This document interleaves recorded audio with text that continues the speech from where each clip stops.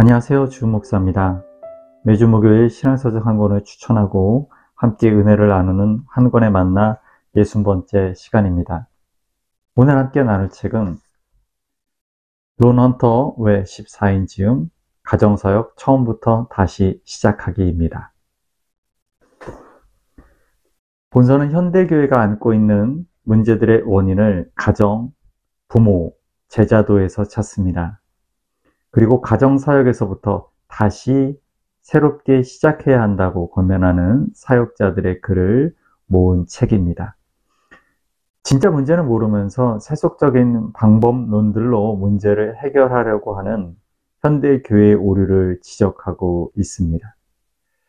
대표 저자인 론 헌터는 The 21st Century Five Views라는 단체에서 청소년 사역을 해왔고 지금도 다양한 컨퍼런스에서 교회 사역과 관련한 리더십 훈련과 컨설팅 전문가로 활동하고 있습니다. 목차를 살펴보겠습니다. 일부를 발췌해서 소개합니다. 1부, 큰 그림부터 다시 그리라. 가정을 위한 제자도 문화를 만들기. 2부, 세대별 사역을 다시 계획하라. 부모 사역, 자녀 제자 삼기. 3부, 세대통합 가정사역의 난제에 다시 도전하라. 깨진 가정을 위한 가정사역. 불신 가정의 자녀를 위한 사역. 책 속으로 들어가 보겠습니다. 말라기 4장 6절과 누가복음 1장 17절은 우리에게 마음을 다시 돌이키라고 말씀하십니다. 이것은 분명히 기준에 벗어난 것들을 다시 바로잡으시는 하나님의 사역입니다. 신명기 6장은 하나님의 백성들이 가나안 땅에 입성한 이후에도 그들을 기준에서 벗어나지 않도록 그들을 바로잡으시는 하나님의 명령이었습니다. 하나님은 부모가 날마다 자녀들에게 하나님의 말씀을 가르침으로써 그들을 바로잡으라고 명령하셨습니다. 지난 수십 년 동안, 어쩌면 지난 수백 년 동안 교회는 보다 더 중요한 사명을 등한시하고 있었는지 모릅니다. 그동안 우리는 자녀 세대를 제자로 양육하고 복음을 자녀 세대와 연결하는 일에 관심을 쏟지 않았습니다. 오늘날 교회가 허약해지고 서서히 죽어가는 현상은 본질을 잃어버린 교회의 잘못에서 비롯된 필연적인 결과인지 모릅니다. 신명기 6장, 에베소서 6장, 시편 78편의 말씀들을 어떻게 사역의 현장에 적용할 수 있을까요? 성경이 가르치고 있는 제자 사역의 원리를 어떻게 실천하며 세대 간의 단절 없이 복음을 계승할 수 있을까요? 우리는 주일학교, 중고등부, 청년부, 장년부로 세대를 또래별로 나누어 사역하는 것에 이미 익숙해져 있습니다. 그러나 나이 구분 없이 모든 세대가 함께 참여하는 가정사역은 우리에게 굉장히 낯선 개념인지 모릅니다. 가정사역의 우선적인 목표는 모든 세대들이 스스로 교회 가족의 일원이라고 느끼게 하는 것입니다. 할아버지, 할머니, 아빠, 엄마, 아들, 딸 모두가 미혼이든 기혼이든 상관없이 교회가 모든 사람들을 돌보고 있음을 경험해야 합니다. 대학생이거나 이혼을 한 사람이나 자녀가 없거나 가족이 없는 과부나 노인들도 가정사역에서 소외되어서는 안 됩니다. 모든 사람은 하나님의 가족이기에 어느 누구도 빠짐없이 소중한 사람들입니다. 교회는 남녀노소 모두가 서로를 가족같이 돌보는 공동체입니다. 저자는 교회란 곧 가정과 연결되고 가족의 확장 개념임을 강조하고 있습니다. 모든 하나님의 가족이 교회라는 한 가정을 이루고 서로가 서로를 돌보며 신앙을 대를 이어 전수해야 할 공동의 사명을 가진 양육 공동체이다라고 말합니다. 우리의 일상 중에서 특별히 가정 안에서 인생을 진지하게 고민할 수 있는 시간이 많지 않습니다. 대신에 우리는 쾌락을 위해서는 너무 많은 시간을 보내고 있습니다. 부모가 자녀들에게 믿음을 가르치고 제자도를 가르치는 데에는 너무 적은 시간을 사용하고 자녀들을 재미있게 해주기 위해서는 너무 많은 시간을 사용하고 있습니다. 그리스도를 따르는 제자가 되기 위하여서 우리는 부단히 노력해야 하지만 우리는 도리어 그저 가족들과 즐거운 시간을 보내기 위해서만 너무 많은 노력을 합니다. 이미 우리 가정의 주인은 이 세상의 즐거움과 성공이 되어 버렸습니다. 이런 세속적인 욕망 때문에 가정에서 믿음 교육은 뒷전으로 밀려나 버렸습니다. 부모는 자녀들에게 이 세상의 성공과 즐거움이 인생에서 가장 중요한 것이라고 가르치고 있습니다. 그런 부모들이 자녀를 최악의 그리스도인으로 만들고 있습니다. 이들은 그리스도의 제자가 아니라 그저 자신을 즐겁게 하고 평안케 하는 교회를 찾아서 돌아다니는 종교 소비자일 뿐입니다. 낭만주의는 우리 신앙에도 나쁜 영향을 끼칩니다.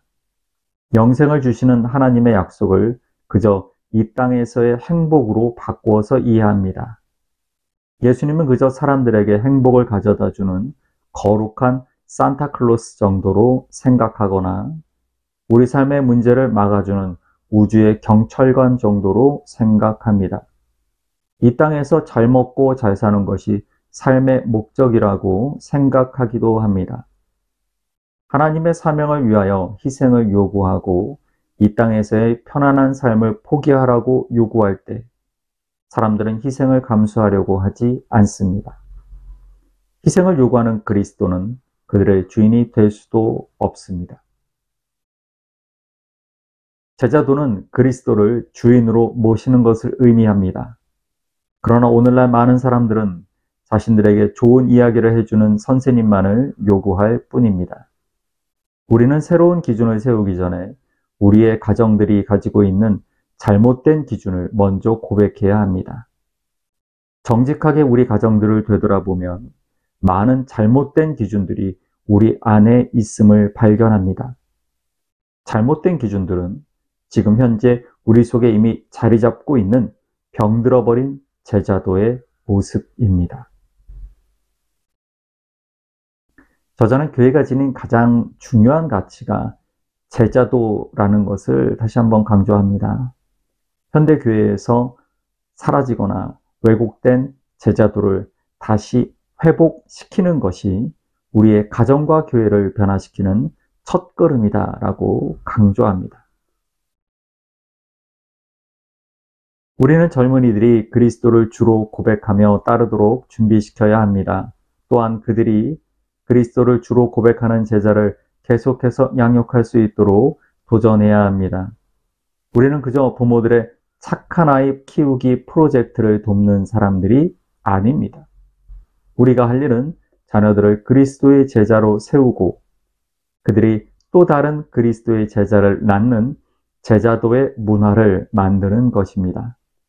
어린이와 청소년들은 미래가 아니라 우리 시대의 세대 간 부흥과 이 시대의 영적인 변화를 이끌어낼 수 있는 오늘의 제자들입니다. 그렇기 때문에 우리 사역의 모든 역량을 오늘의 제자를 키우는 일에 집중해야 합니다. 우리의 사역을 그저 좋은 아이 키우는 부모 양육이 아니라 제자를 키우고 제자가 또 다른 제자를 세워 가정과 교회를 번성케 하는 세대 간 부흥 사역으로 전환해야 합니다. 제자를 세우는 어린이 사역, 청소년 사역, 가정 사역이 교회가 궁극적으로 지향해야 하는 바입니다. 사역자는 가정들과 성도들을 이끌고 제자를 키우는 사역을 하기 위하여서 앞장서 나가야 하는 선봉에 선 사람들입니다. 저자는 교회 사역의 중심이 가정이 되어야 하고 다음 세대를 키우는 일이 가장 중요한 사역이 되어야 한다고 말합니다. 이것이야말로 하나님의 명령이며 교회의 소명입니다. 교회가 세운 한 해의 계획서를 돌아보며 반성하고 성찰해야 할 부분이라고 생각합니다. 올해 우리 교회는 무엇을 가장 중요하게 최우선의 과제로 놓고 있습니까? 교회 안에는 교회의 지체가 되어 있는 제자들보다 교회에 그저 출석하는 사람들로만 채워져 있을 것입니다. 교회에 깊이 들어오기를 거부하고 제자가 되기를 거부하는 사람들은 삶의 고통을 동반하는 그리스도인으로의 진정한 변화를 경험하기는 어렵습니다. 결국 교회 안에서 목사들은 수많은 군중 앞에서 배우처럼 활동하며 신자들은 잘해야 목사의 팬 또는 교회의 팬 수준으로 전락할 것입니다. 교회는 성숙한 제자들을 세우고 성숙한 제자는 또 다른 제자들을 양육할 수 있어야 합니다. 많은 목사들은 변화를 주저합니다. 왜냐하면 교회에서 변화를 추구하는 것은 매우 고통스러운 일이며 때로는 그들의 자리를 위협하는 일이 될 수도 있기 때문입니다. 교회 안에 있는 미성숙한 많은 사람들은 그저 자신들이 원하는 교회를 요구합니다. 그런데 자신들이 원치 않는 교회로 변화를 추구할 경우 교회를 떠나거나 불평을 하면서 자신들의 의사를 표출합니다. 만약 목사가 끝까지 자신들이 원치 않는 방식으로 교회를 변화시키면 목사를 쫓아내기도 합니다. 왜냐하면 그들은 자신들의 삶을 편안하게 해주는 교회를 원할 뿐이기 때문입니다. 책을 마치며 저자가 전하는 참된 교회의 모습이란 무엇인가에 대해 나누면서 오늘 한 권에 만나 60번째 시간을 모두 마치겠습니다. 우리는 그리스도 안에서 구원받은 사람들입니다. 그분은 교회의 모퉁이돌이 되실 뿐만 아니라 우리 인생의 모퉁이돌이 되시는 분입니다. 예수님은 구원받은 백성들로 하여금 교회를 세우는 사명을 감당하게 하셨습니다.